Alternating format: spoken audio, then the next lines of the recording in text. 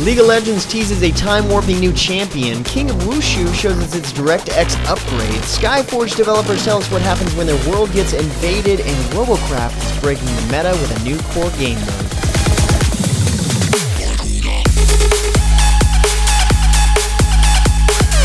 What's happening, guys? James Blonde here with MMOHuts.com with a quick weekly recap for MMO news and announcements for the week ending May 11th, 2015. And starting out the news this week is a brand new gameplay comparison video for King of Wushu, a fantastic looking third-person style mobile game from Snail Games. Apparently, over the course of 6 weeks, 2 engineers ported the game over from DirectX 11 to DirectX 12, and in this video they're showcasing the difference in the performance between the two. The game already looks freaking amazing visually, in my opinion, but with the transition, they've made improvements to the dynamic environments. There are now over 20,000 polygons per character, and with DirectX 12, they're getting faster rendering with even more characters on top of that. Plus, of course, seeing some of the gameplay is kind of nice. Safe to say I'm really looking forward to this one. Next up, after years of design discussion and months of public beta testing, Riot Games finally decided to slap a Soon sticker on the Mastery system in League of Legends, which is focused on raising your level with each individual champion. There isn't a whole lot of information on this just yet, but Riot confirms the recent additions of end-of-match animations for ranked leveling. Special titles based on a champion's role in a team, indicators letting you know which queues will add mastery points towards your total champion mastery across the entire champion roster. Systems like this have actually done really well in other MOBAs like Smite and Heroes of the Storm, so it'll kind of be nice to see League implement this key feature in the near future. Besides that announcement, Riot has also released a new cinematic trailer that's been playing here for a little while now for Ekko, the upcoming champion to League, who clearly has some influence over time. Once again, awesome cinematic and definitely an interesting new champion, to say the least. And on that note, it seems like Smite has a little teaser in the works for their next god. If you've been to smitegame.com recently, you might have noticed a little acorn at the bottom right-hand side of the screen, which makes you really tempted to click on it. But as soon as you try to do that, try to mouse over it, it hides from you, and then it sort of peeks around the corner back at you, teasing you even further. And if you happen to look at the site code itself, it says that it's labeled as not an acorn. But what it actually is a hint for the next Norse God planned for release. That happens to be a huge squirrel, who's also a jerk, or a trickster for that matter. Hence the reason the acorn hides from you. Great, that's all we need is another Loki. And as bad as it sounds, he does use his nuts to fight. Keep an eye out on the site. We'll probably have a lot more information in the next couple of days. Sorry guys, decent amount of MOBA news this week, but Frostburn Studios announced this past week that it will be the new official game developer for Heroes of Newerth. This announcement coincides with the game's 5th anniversary, with longtime Han veteran Brad Bauer heading up the newly established Frostburn Studios.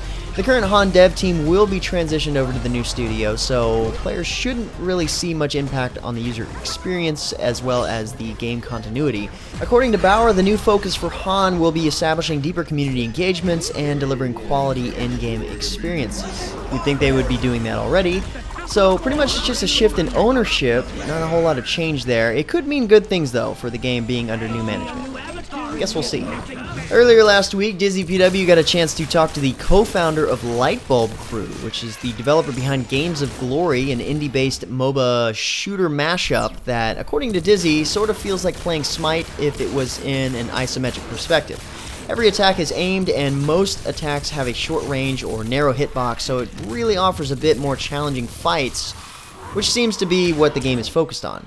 Dizzy was fortunate enough to get us some exclusive never-before-seen gameplay, which you see playing here, but the game itself is now preparing to launch on Steam sometime this summer, and it's going to adopt a ton of new features that were not implemented prior in the standalone version of the game, which has been in alpha but available for anyone who wants to sign up.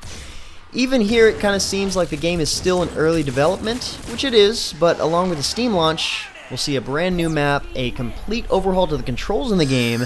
The characters in the games can actually swap out weapons in between matches, so definitely we're going to see some new guns added in, and a lot more. Kind of an interesting twist on the genre, if you ask me. We'll see how it turns out when it launches on Steam.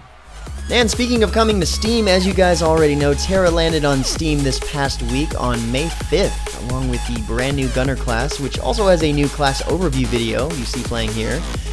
I know in my class preview video, I was wondering how much their arc cannon weighs. Turns out, this video tells us that it weighs over 400 pounds. And yeah, it looks like it could weigh that much. Good luck rolling around with that. Still doesn't really explain why it's being carried by a female high elf or Castanic.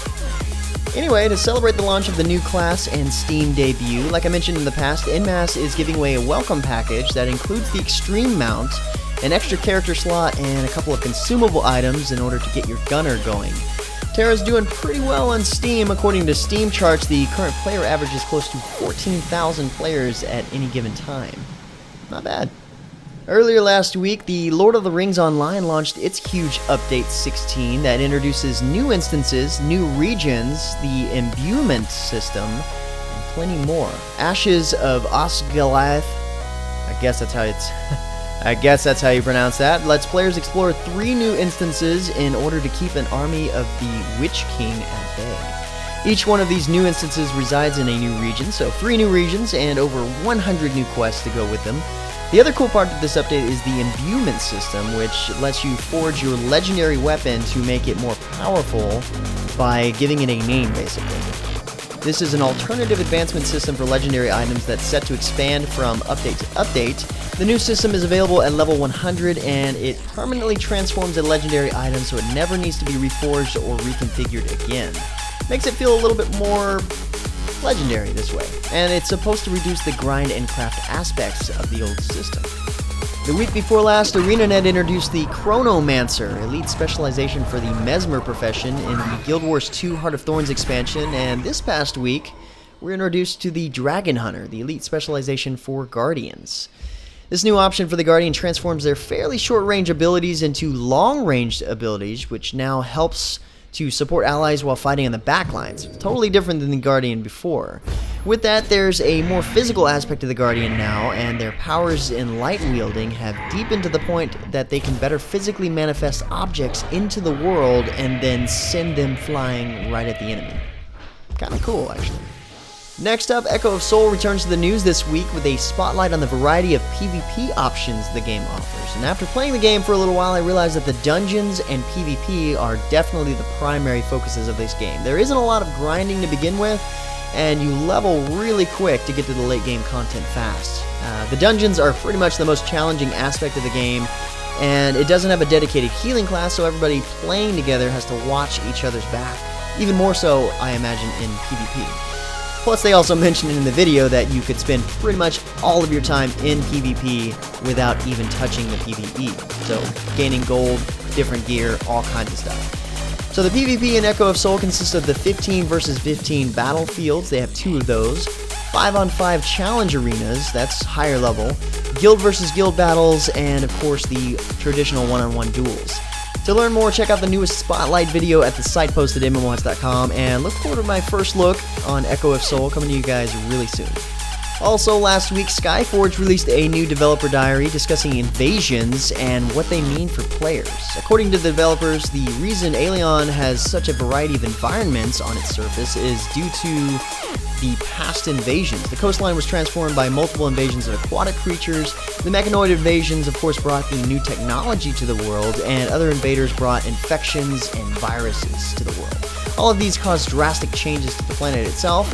These invasions are still happening in the game, and these are pretty much huge in-game events that are for the high prestige players who have ascended into godhood and now have the tools necessary to handle mass quantities of enemies at a time. It's fairly epic. The breakdown that they give the different phases of an invasion is actually really cool. They're basically separated into events over the course of time, leading up to more and more challenging objectives that you have to face. This honestly is more of the in-game content that I'm into.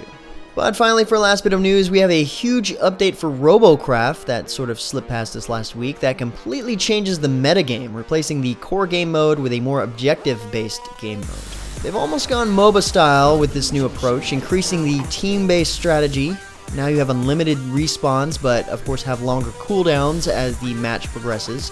The objective now is to destroy the enemy's protonium reactor, but first you have to get past the fusion shields.